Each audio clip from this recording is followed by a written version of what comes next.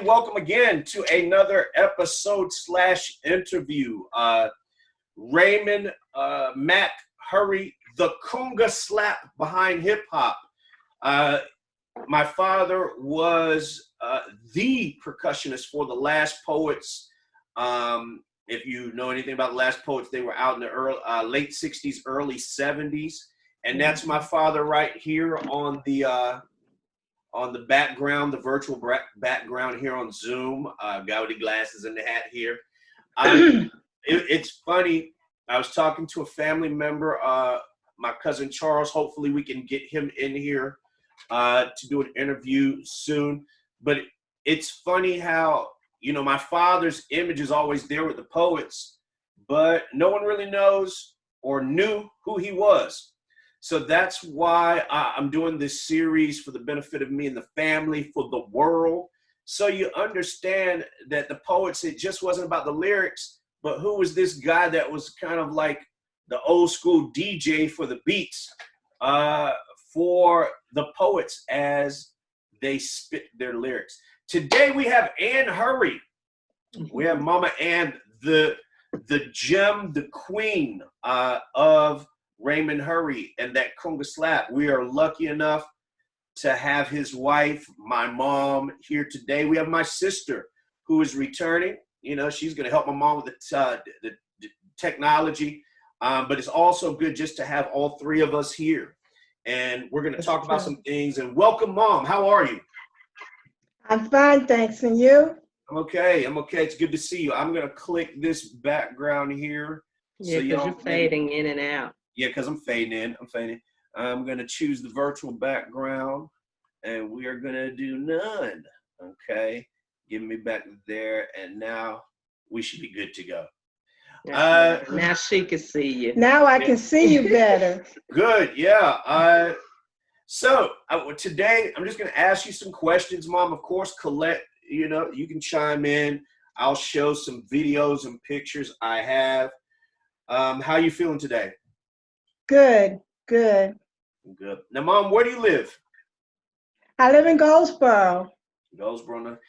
Tell us your life. Like, how did you go? Were you born in Goldsboro? Yes, I was. How did you meet Dad? How did you get to New York, then back to Goldsboro? Tell us that story. Well, when I left college, during my junior year, I went to New York and got a job there, stayed with my cousin. I'm sorry, what college did you go to? North Carolina Central, Eagle Pride. Yeah.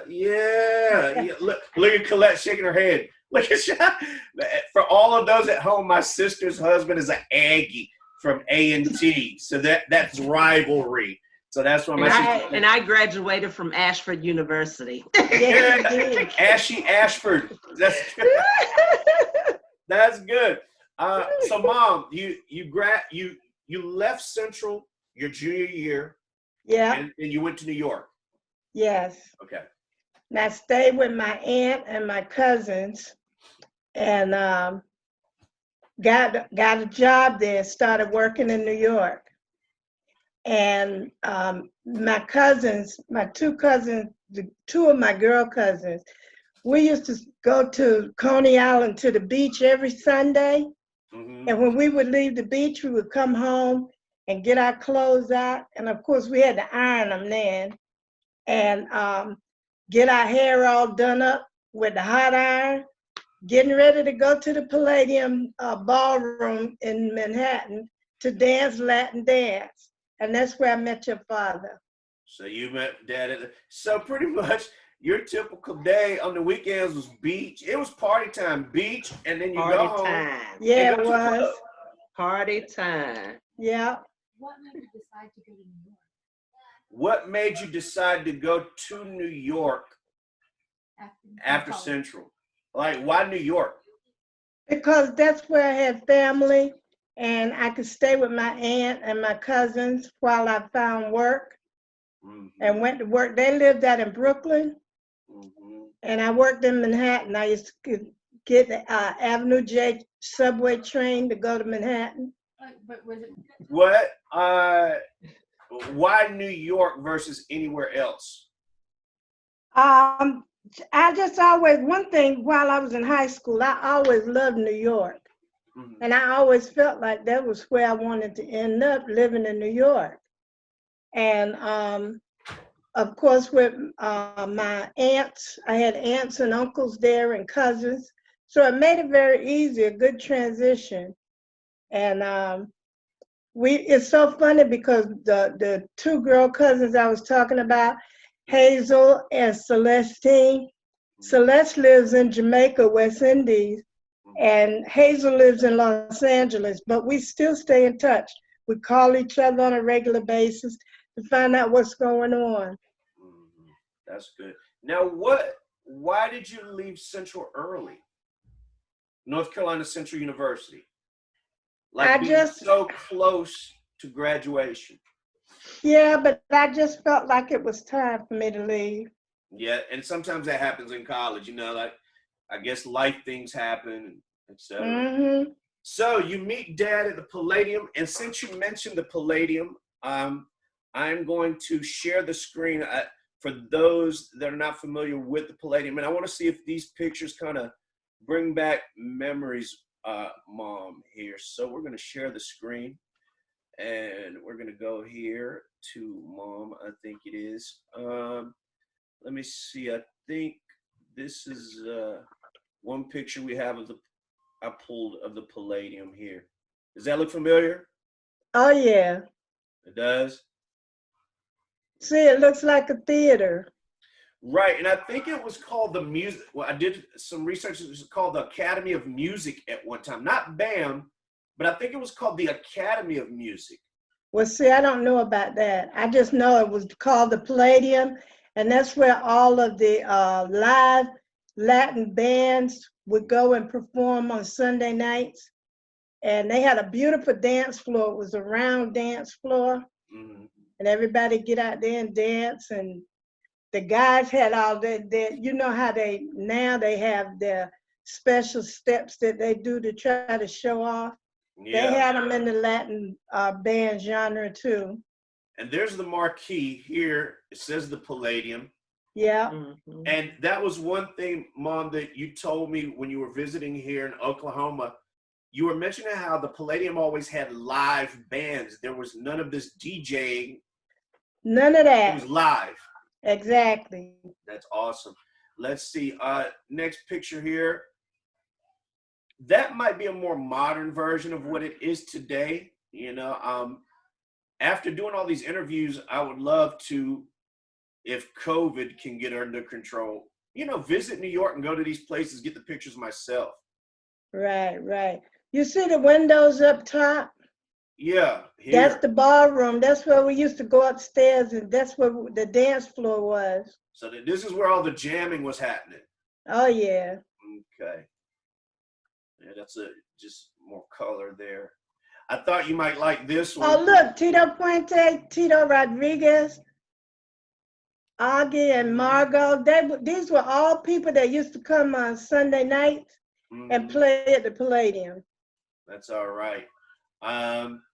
Let me see. That's good. I thought you might like that one. And this is for something else. I can shrink that down. We'll come back to that later. I'm going to go here. And I think it's here. No, it's not. Okay, I'm trying to get y'all back.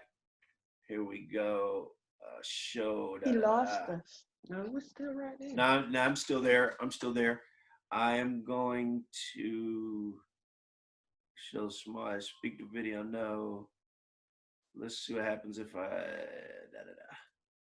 Ooh, don't want to mute you. I'm gonna get you back here, here, here, and I'm trying to blow you back up here. Oh my God. Okay, we'll get this. We'll get this. Ain't it at the top of your Zoom screen?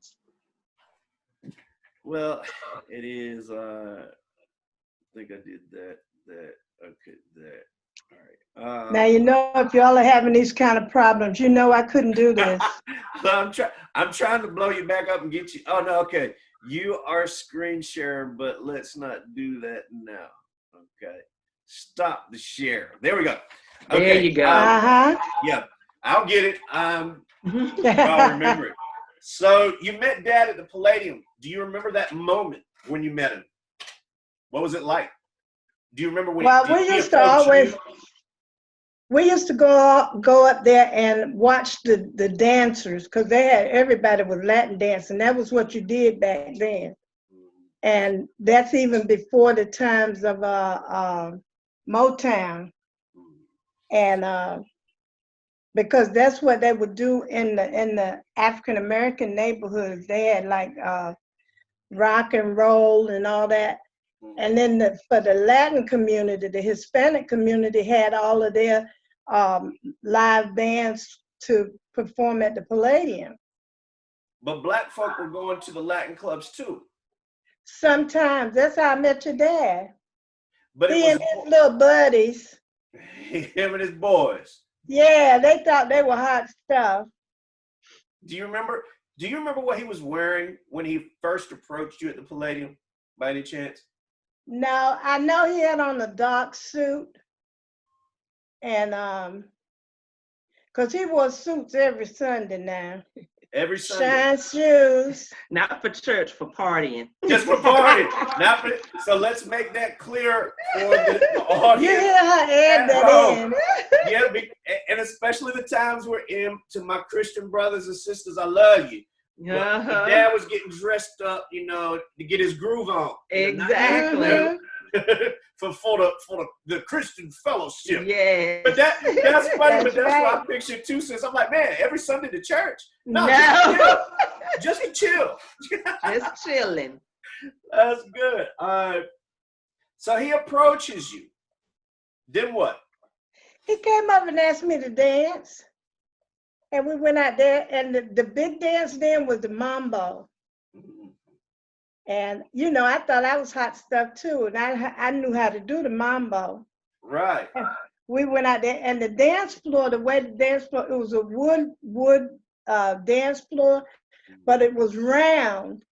And around the dance floor was a black metal fence that was like the inside of the dance floor. Yeah. And so everybody else were either sitting at tables around the dance floor or standing there by the fence so that they could see the dancers. Okay. So y'all dance. So you said yeah the first time, as far as you can remember. Uh-huh. You said, okay, I'll And go then we dance. just got into a conversation, started talking, and then we started, by us talking, we found out he and his boys found out that me and my cousins came every Sunday. And so that's how we got started. So now, so then y'all were calling each other on the phone, or I didn't know, what was it back then? Morse code? Did y'all? I didn't know. Yende. I didn't- What do you think we're gonna do? Get out there like the Indians and build a campfire? I didn't know if it was carrier pigeon, but With the horse and buggy. it was a horse and buggy. But You y'all, quit. They had them same yellow cabs in New York that they got right now. wow, really? Yeah, the styles of the cabs haven't changed much. In And New a York. rotary phone. Yeah, you had the rotary phones, but y'all started calling each other. Uh-huh. Y'all would meet at the Palladium and tell us. So, And I mean, after a few weeks, he asked if he could come to see me. And he in came. North Carolina. No, in New York. Oh, in New York. He said, can I come over see you? Can I visit? Right. Because he lived in Harlem and I lived in Brooklyn. Okay. So, the marriage, the proposal, how did all that happen? Oh, well, we started talking about marriage not long after we started going out together. Like a And year hanging after, out. 2 We would years? go to the park. A lot of times we would go to the park and just hang out in the park. We'd go to different, because they were always having some festival or programs up in Harlem. We would go up there to the programs. And at some point, we just decided we wanted to get married. Did he propose So to you? I said, you got to ask my mom and daddy. So you said you told him you got to ask mom and dad. Mm-hmm. And he did that. Yes, he did. Now, because we got married in Goldsboro in my parents' living room. and I'm gonna have pictures of that too to show you. So for everybody Mhm. at home, and for you to just kind of back that up. So did he call Granddaddy to ask him Yes, what he called him?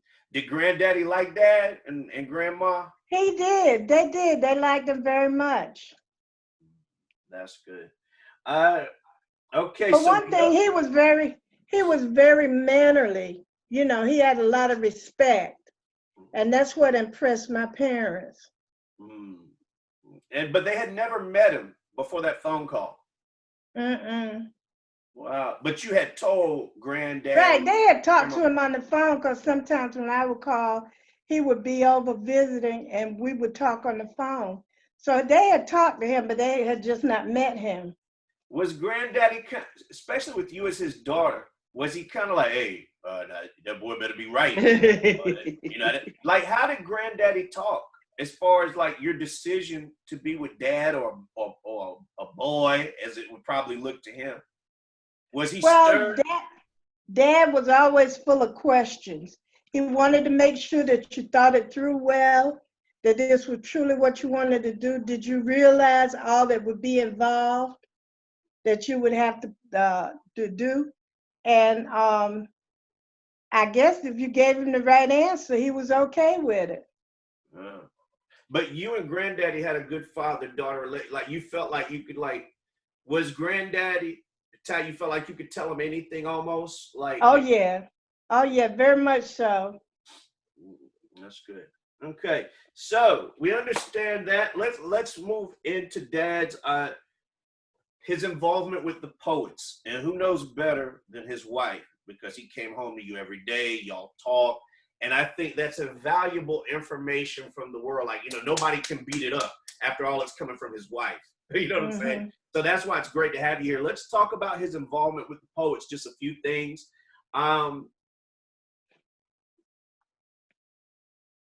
Do you remember when Dad the moment he became interested in drumming? Do you remember that? And how? And who? No, because he was already in the drums at the time we met.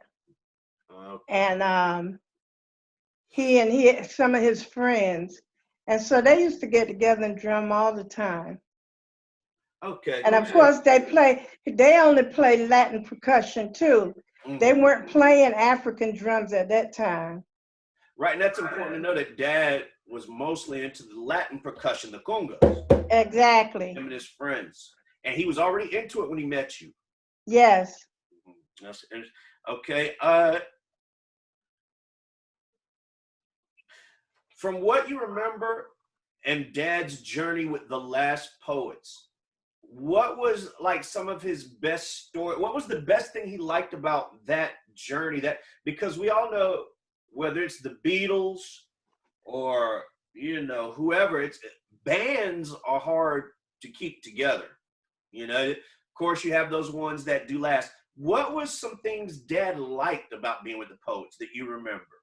Like the highlights. What did he love about Well, one thing, the Poets was a group who were trying to, during the Black Revolution time, when they were trying to tell people, we got to do better than we're doing. it? Mm-hmm. We've got to get out here and, stop asking for things to be given to us and get out here and show that we're worthy to have them. And so that's how he got involved with the Poets, because he would go up to Harlem to his cousin's house and they would play drums sometime. And that's how he met Abiodun and this guy, Guyland Kane, Mm-hmm. and Russell Pitchford, Mm-hmm. and Alafia. Mm-hmm.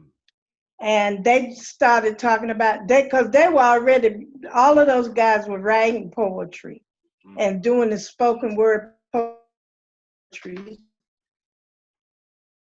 similar to Gil Scott-Heron, because Gil Scott-Heron was doing his poetry before the Poets started, and they started doing theirs, and that's what really, got them on the road. And then they met your dad because he was drumming, and they said, well, let's put some rhythm behind what we're saying.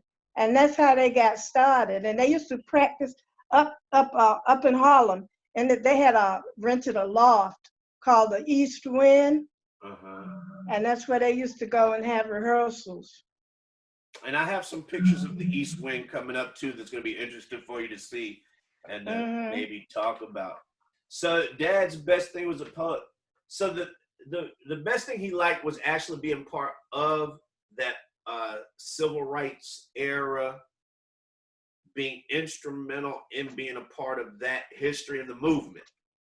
Right, because Well, a lot of times, the Black Arts Movement, Black Power Movement, yeah. right, because that was during the time it had Eldridge Cleaver and quite a few of the early revolutionaries. That was when Elijah Muhammad had the black Muslims up in Harlem. Right, Nation of Islam. And they would get together because they would always have marches where they would have people to perform to bring the crowd out to the street. And then that's how they got started. And that's how a lot of people got to know them. That's good. What was I going to say? You said something about it might come back to me. Did Dad enjoy the tours? Oh, he loved the tours because he got to meet a lot of people. And he made friends in a lot of the cities that they played in. And a lot of them, they stayed friends right to the day. That's good. I still hear from them.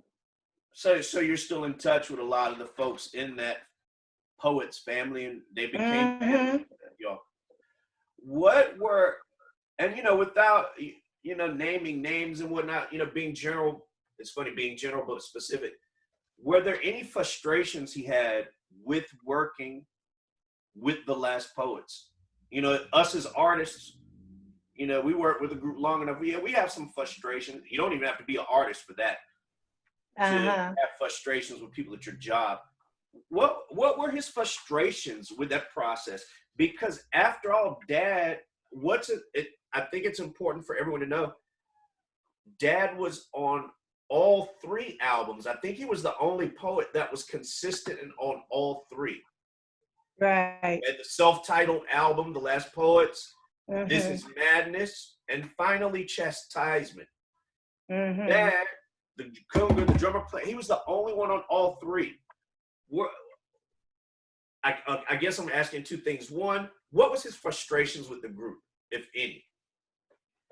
Well, initially he didn't really have any because what they did, how they made themselves different from some of the other spoken word poets during that time, they decided to put the drum rhythm behind it. So what his job was to listen to them rap their poetry so that he could figure out the drum rhythm to put behind it to make it what it was.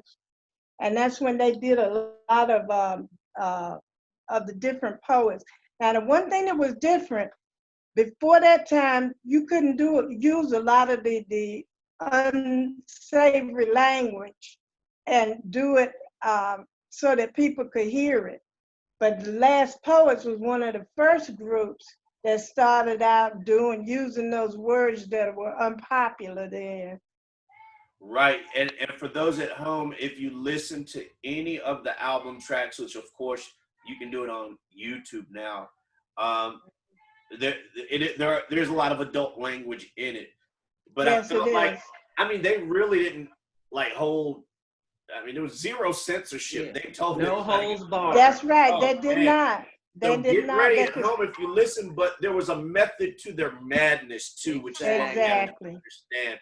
I think Black people in America, I think a part of that, Black folk in America at the time were tired of being censored. So the poets said, yo, that's not us. Here we go. Here's the director's cut.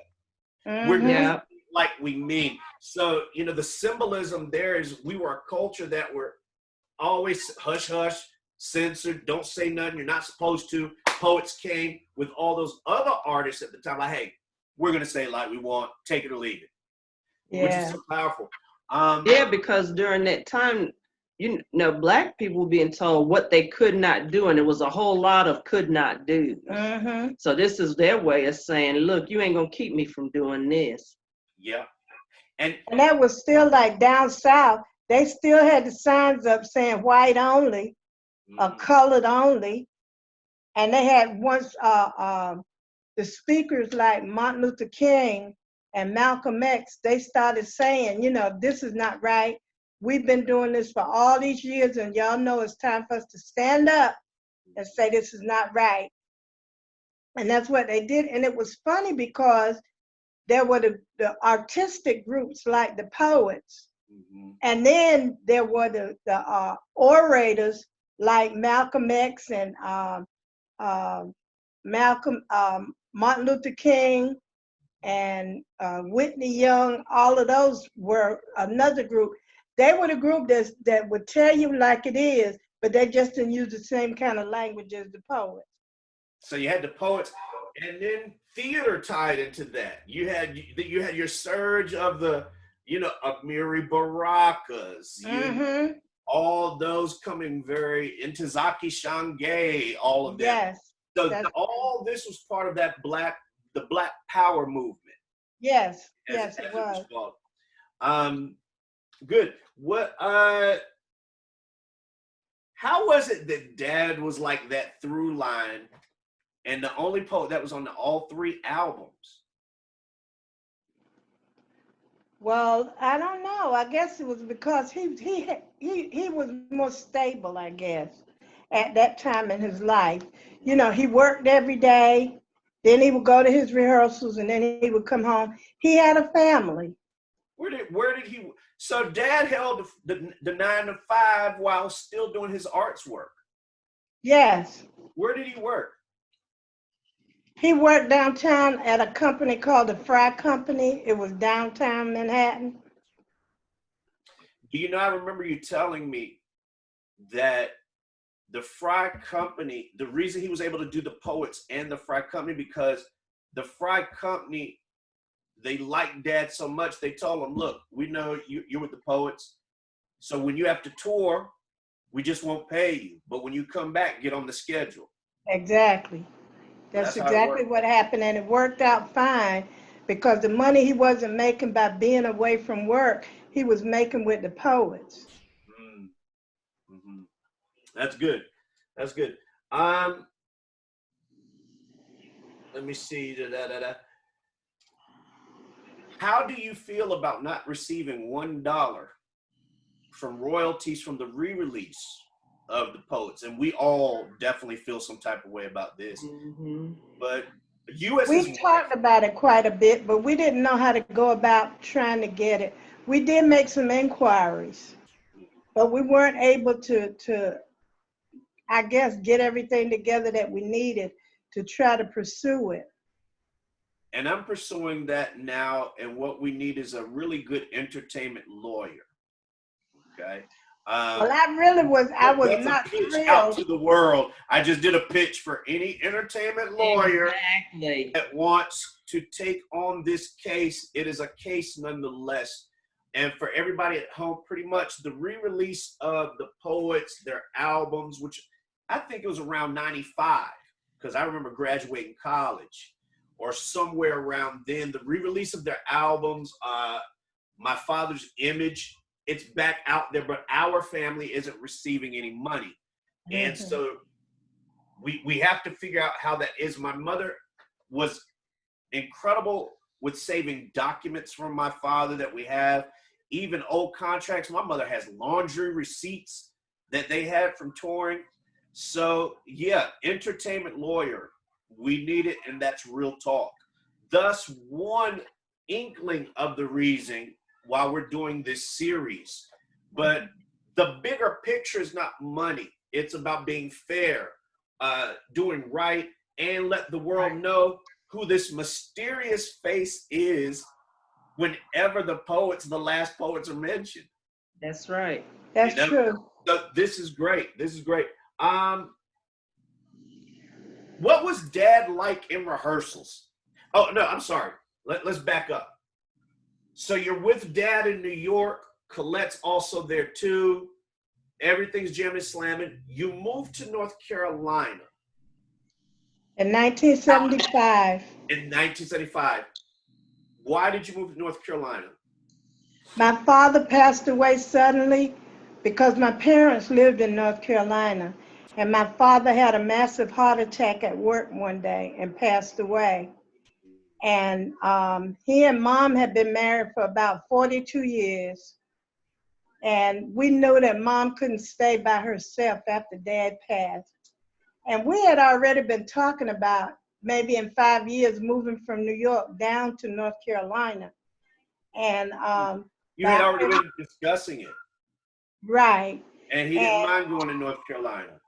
Right, because see, we would go down to North Carolina to visit them every summer. So it wasn't like he didn't know it, you know.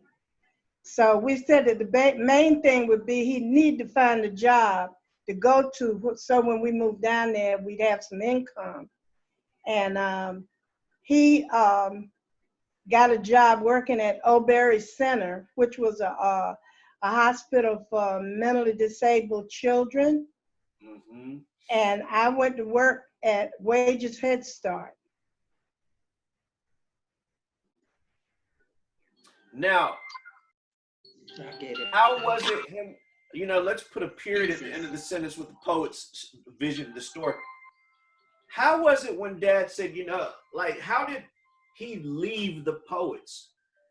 Was it the decision to move to North Carolina because granddaddy passed? Or was he already phasing out and away from the group? Do you remember? I think so, because I think that by that time, they had stopped recording. And every now and then they might go and do a show somewhere that they were having a festival or something. But it wasn't the same. It wasn't the same as it was, you know, back in the day. Right, like for their first 2 albums. Right. And so what happened once we started talking about moving to North Carolina, and we said, you know, what are we going to do with mom? Because mom can't stay by herself. Yeah. And we talked about it, and he said, well, and like I told mom, I said, well, mom, I can't make that decision. I said, 'cause that's my husband and, you know, my family. I said, I have to talk it over with them and see what we're going to do. So we did. We talked it over and talked about what we could do. And he said, if I can find a job, then we'll move down there. Excuse me, I'm sorry. Oh, And that's wow. exactly what we did. So let's talk, you know, as I'm sitting here, you think Last Poets, they were big, 3 albums, and we're constantly hearing you talk about dad keeping jobs. He kept Oh, he always worked. So it wasn't like, you know, nowadays you're seeing these videos with these guys with, you know, doing money and everything. And I try to explain to youth, it's not like that. They're not living like that every day. That's true. So the Poets, as popular as they were, there was, I mean, you and dad you didn't have no mansion. Okay. I mean, how was it money-wise with the Poets? It was still just enough. And I think that's part of the record company giving bad deals to the artists. We all know that. Right. But even as a poet for 3 albums, daddy, y'all weren't bling, right? No, because the only money he actually got was when they would go and do shows and get paid for doing the shows and, you know, split up the money. That was it. They weren't like, I mean, it wasn't like they had somebody looking out for them, Like, you know, driving. managing them and trying to get them on the right track. So they didn't have a manager. They had a manager initially. Right. His name was Russell Pitchford. Uh-huh. And in fact, he has a son now, Juno Pitchford. Uh-huh. And his ex-wife is a blues singer, Gay Adegbilola, that lives in Fredericksburg, Virginia. And we're still good friends. We stay in touch with each other. But he was the initial manager for the Poets. So was dad the money saver? Like, when he did make this money, were y'all able to just still break even but live comfortably? Did you feel like, hey, we got more than enough, let's buy a new bedroom set? Like, how was it? Oh, it wasn't like all that now. Now, he did buy a bedroom set, a really beautiful bedroom set that I still have to this Right. day. But he was, your dad wasn't like that. I mean, you know, we were comfortable, but we weren't outlandish trying to get a whole lot more than we needed. Right. You didn't let the madness of the entertainment business affect family. No, uh-uh. That's good. That's good. That's good. And of course, you know, he had his daughter, so that was his heart. Everywhere he went, he wanted to take her. Really? Mm-hmm. Oh yeah, I went Spoiled everywhere her they rotten. went. For real, Colette? I Oh never yeah, knew that. everywhere they went, I went. Now, you Except for talking about work. mom and dad. You talking about mom and dad. Mm-hmm. And then I Except came for along. work. Yeah, and then you went everywhere they went with all of us. And we used to get together, the Hurry family. We used to get together a lot because a lot of them lived out in Queens. Yeah. And we used to go out and have a lot of family gatherings. And we still have a lot of family there, of course. Yeah. Mhm. Okay, so you get to North Carolina. Do you remember the moment when Dad said, you know, Ann, I'm going to start the cultural movement? Now, I know the cultural movement really started in New York, and we have one of those photos with all of you in New York. But North Carolina, what made him take that cultural movement incorporated idea to Goldsboro? Why did, Because when he first got to North Carolina, after a while, he was very disillusioned because there was no culture there. Mhm, There was no culture, no arts, nothing like that. mhm. And a lot of days because when he worked at Obabi, some days he would have to work evenings, so that meant during the day he was free. And he loved to walk. He used to walk everywhere. And you remind me so much of him about that, because you'll walk right now. But he would walk, and he met a lot of people like that. So one day when he was playing his drums out in Herman Park in Goldsboro, he met Margaret Booth Badua, who had happened to be the director of the Arts Council in Goldsboro. At the time. Uh-huh. Mhm. And she got so excited because she loves art and culture. And they sat down and they talked. He told her his idea about having a group, that they did dances and chants from the Yoruba people in Nigeria. And she got so excited. And at that time, there was a lot of grant money out here from the State Arts Council. So it gave them the money to do a lot of the things they wanted to do, like buying costumes, buying instruments, and that kind of thing. Right. So he met Margaret Bedore, and that was a catalyst to help him get the cultural movement going in Goldsboro. He was Mhm. going in the schools. Tell him, Oh, he Jack. was going in the schools then too. That's how he started going into the schools in Goldsboro. Through Cause Margaret Bedore. Mm-hmm. She was because of course that makes sense. If she was the director of the Arts Council, they Yeah. had the funding in place to send him. Yeah, Yeah, that's when money was good with arts funding and schools. exactly. You know, like they had so much they didn't know what to do with it. Yeah, Mm-hmm. I yeah. hope we can get back there. One of the worst things our country is doing is killing the arts programs in That's schools. right. That's one That of the really is biggest true. mistakes. You Yeah. know? But that's another episode. But I think about the fact that I think about those years and what we exposed so many people to through our art, that it still gave them another perspective. And a lot of them, I run into a lot of the people that were a part of the poets and that was a part of the culture movement. They are still talking about how they miss those days, and they miss the fact that they don't have that to share with their children. It made such an impact on Goldsboro. You're right. I mean, even to this day, I have friends on Facebook and we're only friends on Facebook because of their involvement in the company. You know. Mm-hmm. Let's look at some photos. Photo time. You know, we're in a digital world. People need to see pictures and video. Mhm. That's why this is kind of great. I'm going to share my screen again. We are going to share, and let's pull up Mom's here, and we're going to go here. We're going to start with picture number 1. And these are just photographs I picked up that might bring back cool kind of memories for you. When was that taken, Mom? That's you. When was that taken? Do you remember? Oh, that was early because at one time in New York, you know how I told you they used to always have these shows and performances, and everybody then was trying to get into doing fashion shows, and so of course they wanted to do an African fashion show. So me and several of my friends, my cousins Hazel and Celeste, we all made these outfits. And we was a part of a fashion show, and this was one of the pictures that they took. Was this? See, I look the same as I do today. Of course you do. Just the hair is different, but everything Yeah. else. Was this in New York? Yes. Uh-huh. And it was for a fashion show. Yeah. That was. I for like the fashion. material though.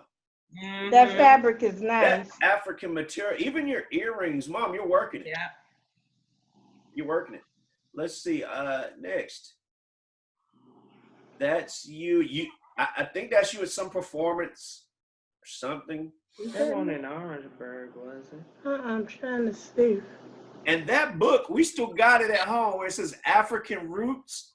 With this, it's in the storage room at home. Right. This picture, I think, is from a performance that we did, because we used to go in and do lecture demonstrations in schools for class. No, wait a minute. Guys, we're tripping. What? This on the back porch. That's a back. Is that the back porch? That's the back. Look, there's the The iron front porch. The front porch. That's the front porch. Yeah, I meant the front porch. Look, there's the railing. Yeah. There's the awning. Let me blow it up. Oh yeah, it sure is. Mom, you're on the front porch for somebody taking a picture.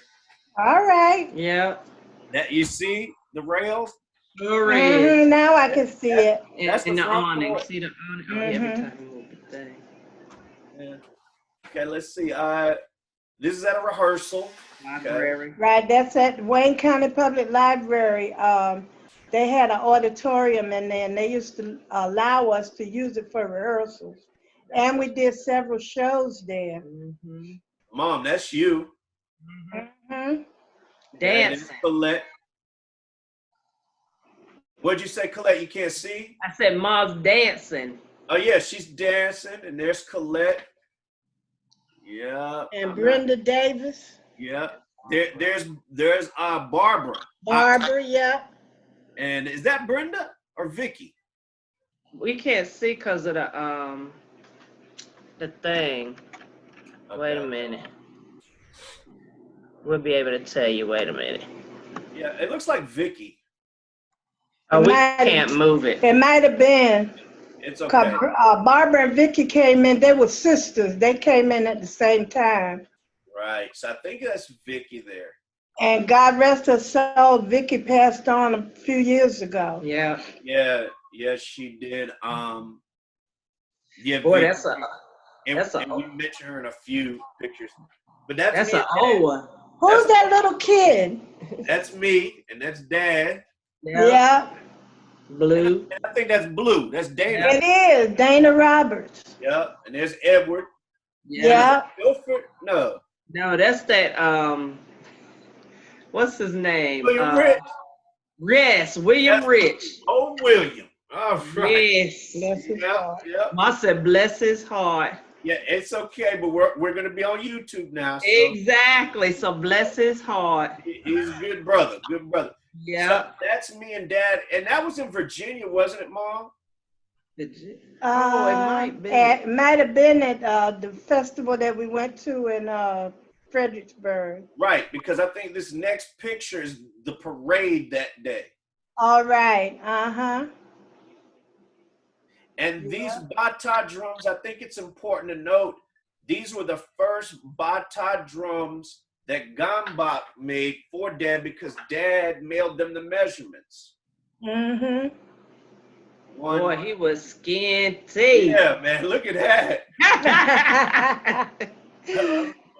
Mom, you have to fatten him up. I don't know what happened. I did fatten them You up. know, up when I was in high school, I could wear his pants. Really?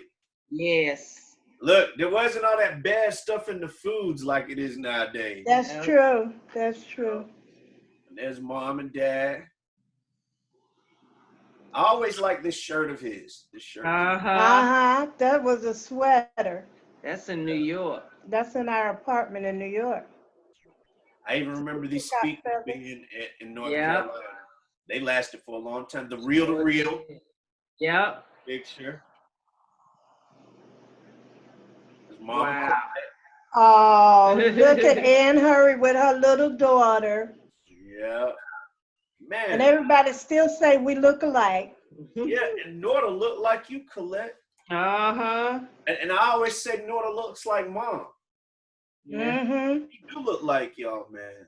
Look, I told you it was time for you to have some babies that look like me since my children look like you. Yeah, you told me up. Everybody say, Micah look like you. Really? Yes. Yeah, you talked it up on me, sis. Yep. Because, man, looking at this picture, you look just like Norda. And for everybody out there, Norda's my daughter, of course. And my sister talked that right on up. There's Dad. Yeah. That's the day we got married. That's in the living room. Yeah. Front living room. Look at that tie. Yeah, look at that. That's a marriage tie. But you see that suit he had on? That's the kind of suit he used to wear to the Palladium. With the part, Not with that tie, though. got the part in the hair. Look at that. And the part. Yeah. Yes. Let me see if I can get it there. Look at There it is. that. Let me see. Uncle Danny. There's my brother, Uncle Danny, and Colette and myself cutting up. No, that's Dad and you. No, that's Dad and you. Oh, it sure is. She said Colette. Yeah, Colette got a nose like that. though. It's easy. Oh, I know you're not talking. So yeah, these are good pics here. Oh, Uncle Danny, rest his soul. Yes. Mm-hmm. And Brian's son looks just like that.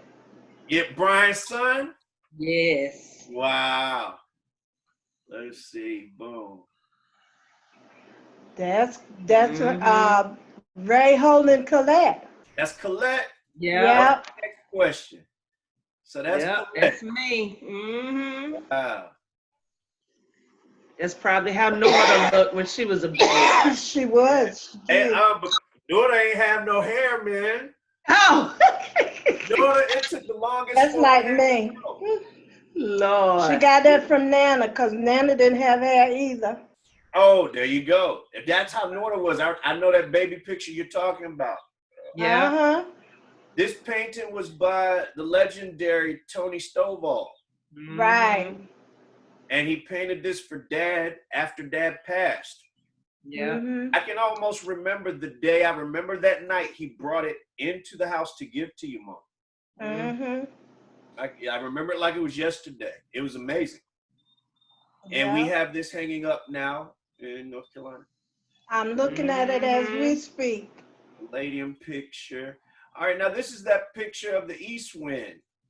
Okay. Yeah. And this is the picture you were talking about, Mom, where this sign says the east wind right here. But this is called the east. You know, I was doing research. That must have been at Claver Place. Yeah, Claver. Out in Brooklyn. I think this photo here was the Claver Place spot. Where it's the picture of them. I think that's the Claver Place. And this is a flyer at, oh, no. The east, 10 Claver Place right here. Yeah. Mm-hmm. There's you and Dad. Yeah, we were in hot love then. Probably on the way to the Palladium. That's it. Look at mom's hair all dead. And you know your dad loved him a hat. Really? Mm-hmm. Check y'all out. I think that's 10 Claver Place now. Oh, really? Wow. That's 10 Claver Place. Pulled it offline. I put in the address in New York, 10 Claver Place. Wow. That's it now. And look, there's the East. Mm-hmm. And I think this is it now. Wow. Oh, the East Wind, the one that's in Harlem. Mm-hmm. It must be because that's the same image as the one on the flyer here. Yeah. Yeah. So whichever East it was, that's it. Now, I don't know how old this picture is, don't quote me, but it doesn't look, I mean, like the art still looks good. So I'd have to look when it was taken. But I Googled this offline. Mm-hmm. There's a closer shot of the East. And I think they had a performance there or something. Yeah, they probably did, because they used to perform there all the time. At the East. Uh-huh. Classic picture of the cultural movement in New York. This was, and it was interesting. I think it was Uncle Ronnie that called out cultural movement in New York. Y'all were pretty much about the music and song, not dance. Yeah, Right, I we were told you more- that. Oh, that Yeah. was Colette. Okay, Yeah. Colette mentioned that it was more like song, but not We dance. sang the chants from the Orisha, from the Yoruba, And there's Sam Harkness. that I'm still looking for. I wish I could find him. Yeah, He and Ray were very tight buddies from elementary school on up. that's it. Yeah, my father and this cool guy here, Ray. There's Uncle Ronnie. Mhm. But Sam Harkness, for all the people watching at home, if anybody knows Sam Harkness, we And are that's our looking. cousin. Huh? And then that's our cousin next to him. Right here, Bess. Yes, yeah. Yeah, Bess, that's our cousin. Bess, rest his soul, rest in a Mhm. Bess. But we are looking for Sam Harkness. And there's Irene Ventura. Irene is here. I still hear from her. And this is John Hart, Which was John here? the one next to Ronnie. Yeah. Mm-hmm. And there's Mom. For everybody at home, there's Mom. And that's Russell. He used to sing the chants. Mm. Because the way they do the chants of the Yoruba people, they have a person to sing lead, and then the rest of the people sing the chorus. It was called call and response. Right, the Yoruba. And a lot of West African call and response nowadays. Mm-hmm. Boom, and that's it there. So boom, we will shrink that. And Ray loved that red hat. Oh, did he? Oh, that was one of his favorite hats. Yeah, the hats, and I like the red shirt. Let me see if there's anything else here. Well, there is some things here, and we have time. What would one of you? What was you and Dad's biggest conflict that you can remember as a married couple? What was the one thing that just caused tension? And I'm asking this so the world can know, curiosity, and compare my marriage too. I can't really think of anything that because most of the time, we always could talk things through. We could talk it out. And a lot of times we would just be quiet. You know, I'm not one to argue a lot, and he wasn't either. And that makes sense. You know, I think when I was talking to Barbara or Colette, like, I think Barbara was mentioning, y'all always had friends over to the house all the time. Yeah. Whether it was New York, maybe that's why I'm thinking about Colette and Barbara mentioned, or North Carolina. Mm-hmm. And people were it just seemed like you and Dad, from what I'm hearing from family and friends, y'all were just fun-loving people and kind of laid back. Am I right? You're right. Yeah. Uh, if you can compare Dad with any animal, what kind of Oh, no, animal you would it be did. and why? Oh gosh. I don't know. Mm. If you could compare him with any animal, compare him to an animal, what would it be and why? I guess like a leopard. Why a leopard? A leopard. You knew she She was gonna said, say that, wow. Colette? Because of the sleekness of them and the way they move. Interesting. Interesting.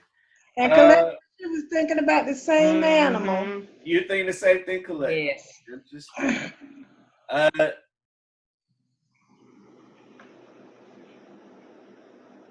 when he passed away, Dad passed away in 1981.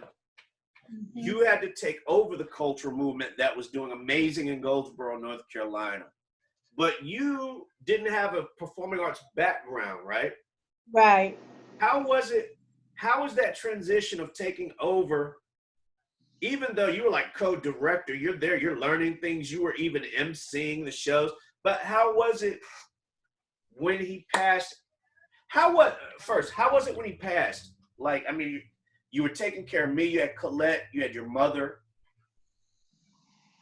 It was very difficult because I had to kind of get my bearings. I didn't know what I was doing. And I was still working. And I just, we had a meeting, all of the culture movement. They were then young people, and I told them that I was going to close the company down because it was just too much for me to try to do that and try to work and try to take care of everybody. And I remember Brenda Davis Case and Barbara said, no, please don't close it down. And another one of the dancers, Lavoris Brinson, they said, if you keep the company going, we'll help you do whatever it is we need to do.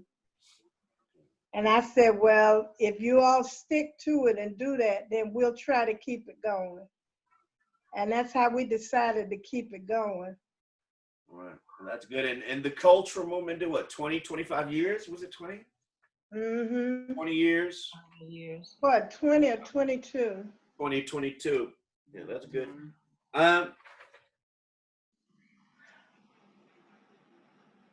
Do you remember, like, as a married couple, so, like you and Dad's biggest goals as a couple? What were some of your goals? Like to stay in North Carolina, not change careers? Do you remember, like, you know, your goals? One of the things that I guess I don't have a lot to tell you about that is Ray got sick so quickly, and he was diagnosed in September with a malignant brain tumor, and he was having trouble with his vision and his equilibrium. So he had to stop working, although he still got, sick pay from his job. But trying to take care of him and see to him and keep him in good spirits, it was very difficult. And so after he passed away, I just didn't know what to do. I had to kind of back up and get myself together to know what it is I needed to do to carry on.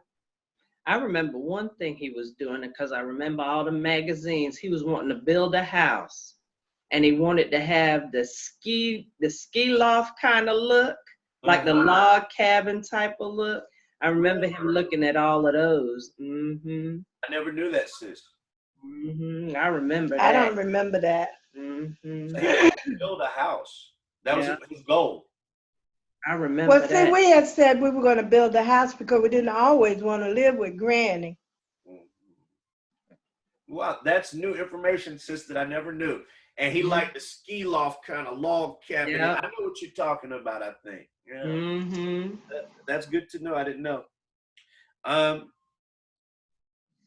do you think Mom, Colette, even if you want to chime in, how would your life be different if Dad was still here? How do you think your life would be? How would it be different? I don't know. I know. I probably would have finished school like I was supposed to from the beginning. That's Yeah, right. Um, I hear you. Because Probably wouldn't have got in as much trouble as I did. Mhm. Nicolette, what school did you attend? I went to UNC Greensboro for 1 year. Yeah, Mhm. yeah, Yeah, so I probably would have finished that. yeah.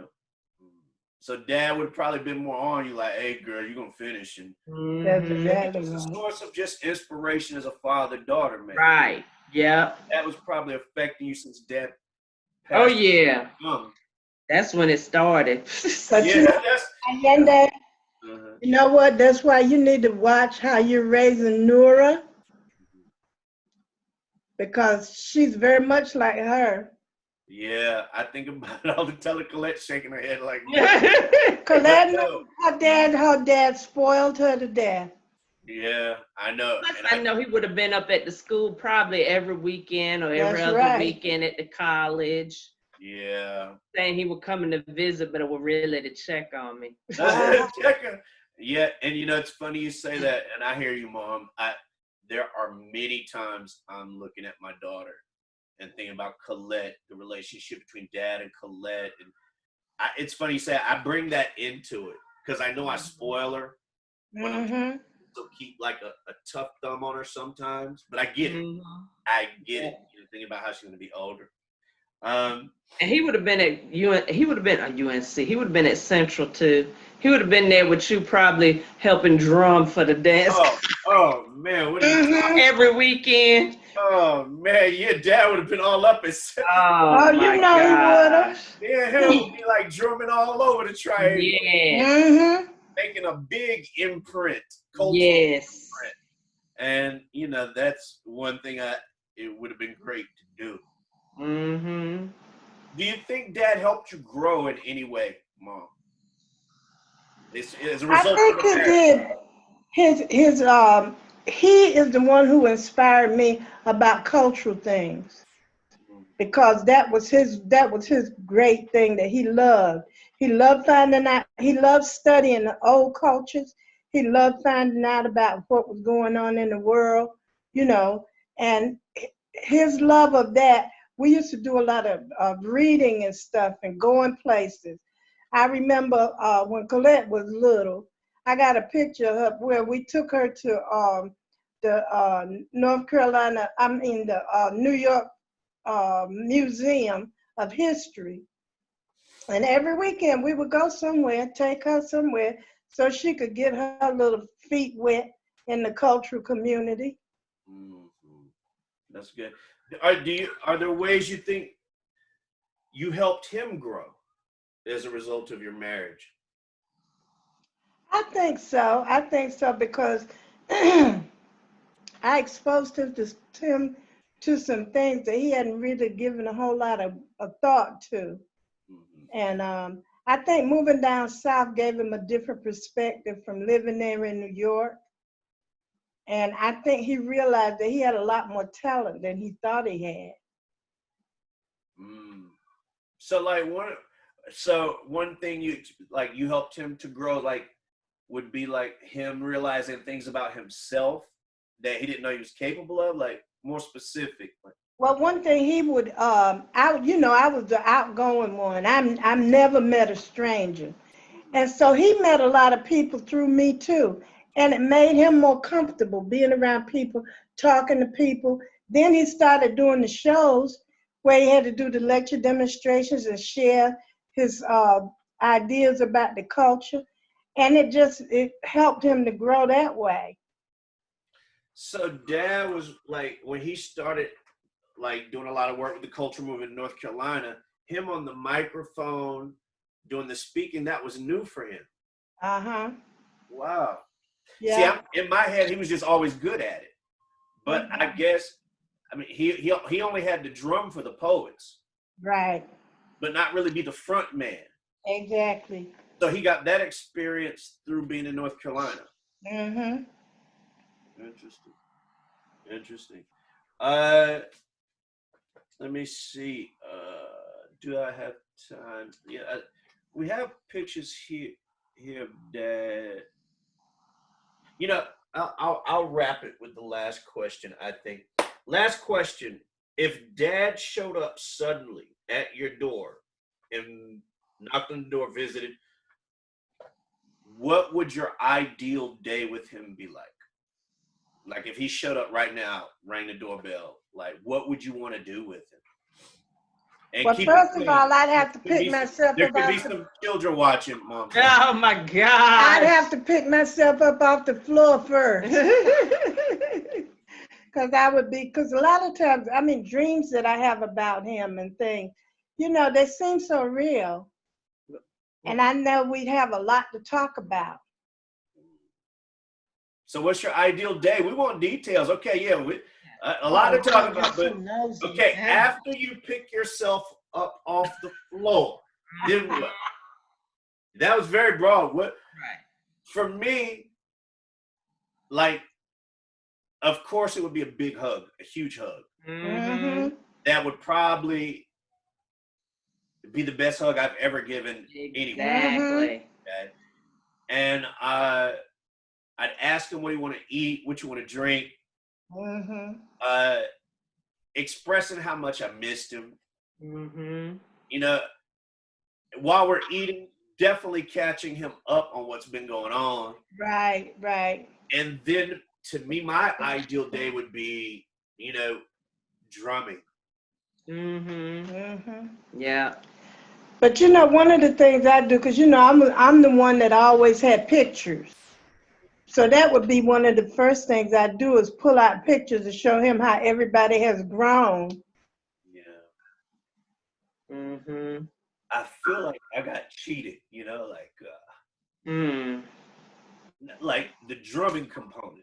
I got some. You want me to give you some Like, tissue? yeah. Like you did me. You want me to give you some virtual tissue? Tissue now, not, you know, digital hug. Exactly. But as far as the drumming, like now as an adult, you know, I miss that experience, like what our hands would sound like together.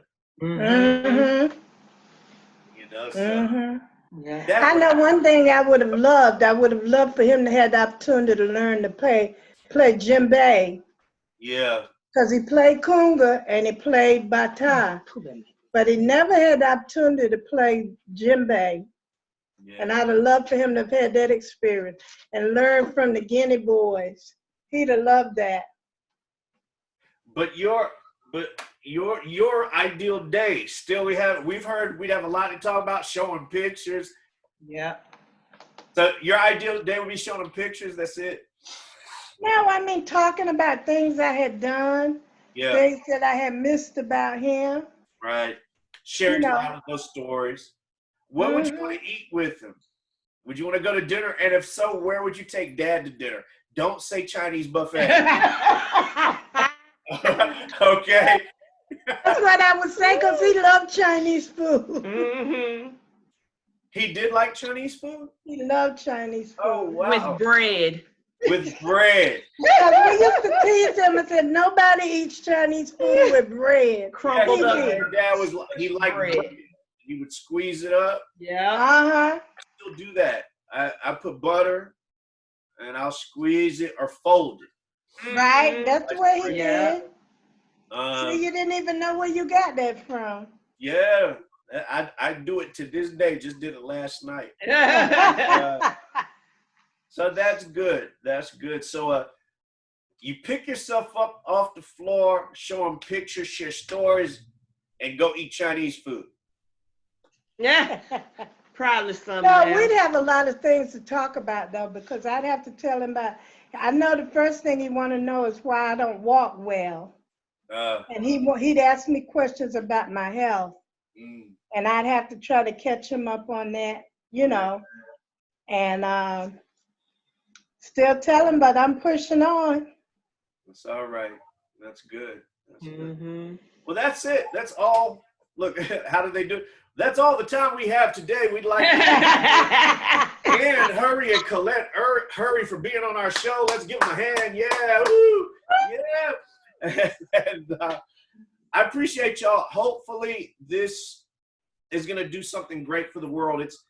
You know, with the power of the internet and that tool Mhm. now, Dad's story deserved to be shared.